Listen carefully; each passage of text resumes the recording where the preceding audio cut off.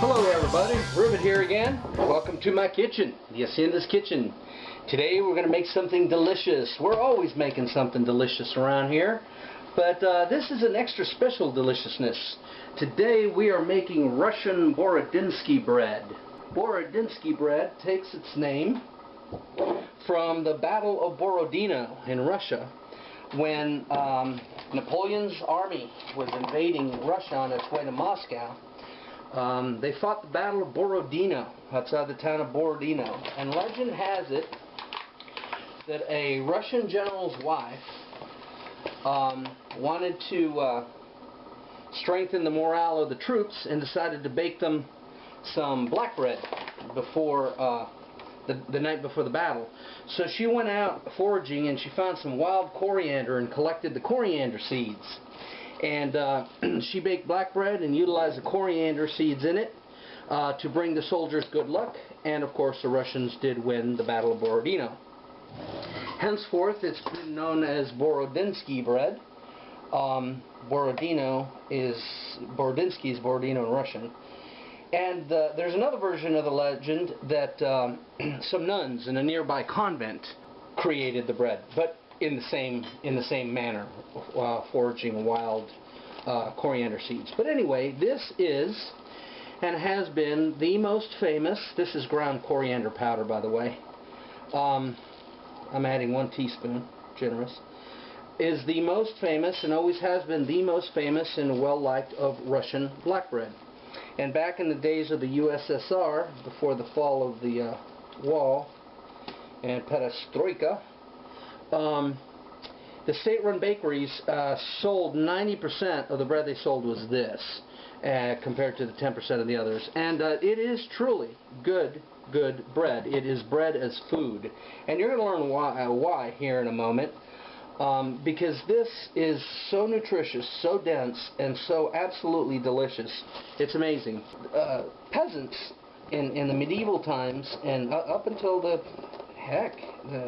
World War II, got 90% of their daily calories from bread. And you know, as a kid I always wondered, well, how in the world can that happen? Well, they weren't eating Wonder Bread, that's for damn sure. They were eating this kind of bread, supplemented with a little bit of cheese or maybe some milk and some turnips. And there you have it. Okay, so what I'm doing here is I'm coarsely grinding this, about 2 tablespoons of coriander seeds, and I've added a generous teaspoon of ground coriander into about a cup and a half, cup and a quarter of rye flour. What we're doing right now is we're making the mash. And what we have to do is we got to ferment the mash and then make the bread, and that is what's going to give it its signature flavor. It's a multi-step process which you'll follow with me here. What's in this jar is malted barley syrup. Now you see it's all ratty. What I did is I had to soak it in hot water to get it to melt because I keep it in the fridge. But I'm going to show you a picture here of what it looked like when I bought it new. So we're going to need about a quarter cup excuse me, of malted barley syrup. Now, I've made this bread a lot of times, and one time I decided I didn't want to take the shortcut and use malted barley syrup. I wanted to malt my own barley and add another day of the process to that. And in a town about 30 miles from here, there is a beer brewery supply store, and I went there and they sell all kinds of malted barley and different barleys and grains, and they grind it right there on the premises for you. And so I bought it, and I spent 2 days and I malted my own barley and made my own mash with it. And the bread turned out really grainy. The barley in it was bits and pieces. It was just almost like eating sawdust. And that's probably the original way of doing it, but this is a much more modern and better way. And it comes out a more evenly textured loaf, and it's just as nutritious. I mean, it all ends up the same. The sugars and the malted barley or in this is what end up allowing this bread to rise slightly. Okay, the recipe calls for now. What I've done is I've mixed the flour, the coriander powder, and the coriander seeds for 3 cups, almost boiling water. I've taken that to mean anywhere from 150 to 180 degrees, and we're going to add the 3 cups of water. And the wild yeasts in the air and in the rye flour, stone ground, that has a lot of them, they will survive, and this will begin to ferment and bubble, which you will see soon enough. Now what we're adding is about a 1/4 cup of the malted rye syrup. As you can see, this is extraordinarily thick. It's sweet and actually has a very good taste. Here you go. It's the consistency of porridge, grits, soupy grits. And it looks about right. Okay, it's very hot. It's hot to the touch. It's steaming, but that's fine. That is not going to affect either the yeasts from the bran in the flour, nor the ones in the air. And there's yeast in the air everywhere. Okay, so what I'm going to do now is I'm going to set it on the coal oven, just on top to cool. I'm going to cover it with my baker's cloth and let it cool for anywhere 3 to 4 hours. And as it cools,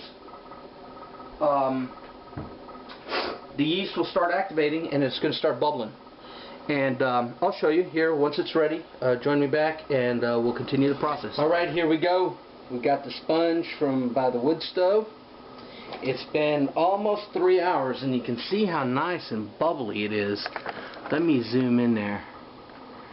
You see all those beautiful bubbles? You can see the yeast is at work.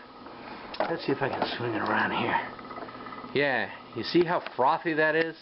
That's yeast. And that was all naturally occurring in the rye flour and, well, the air. So, what we're going to do now, this is smelling so good.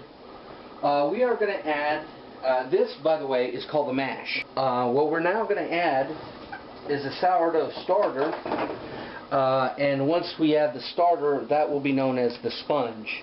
The sponge will have to rest overnight. This is Mrs. Rivet's sourdough starter. She's had this for pretty much close about 6 years now. She bakes bread every Sunday, and she just adds to it. So it's fairly old, and it is definitely delicious. So what I'm going to do is I am going to take 2 scoops, 2 ladlefuls, and add it to the mash.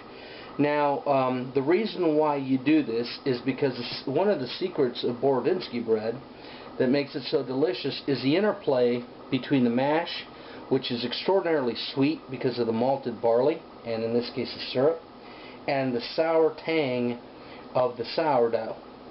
And that will come through at the end of the bread, and of course that's just very subtle in the background. What you're going to get is incredibly delicious, rich, dark Russian black bread is essentially what we end up with, which is delicious. So anyway, I'm going to use this stainless fork and mix this here so you can see. We want to incorporate it very well. See how soupy it is? That's fine. You want this, remember, this is going to be the sponge, which is the foundation for the bread. So once I mix all that up, we are going to cover it again with the baker's cloth, and this time I'm not going to set it next to the wood stove. This is going to go on the stove top, the kitchen stove, and it's just going to sit there. The house is fairly warm, and it will sit there until tomorrow, and it will be nice and frothy again tomorrow, and you'll see that when you join me tomorrow. So thanks for watching so far. You know I'd walk 100 miles. You got that thing, make a man go insane. So come on, baby, let's get it on.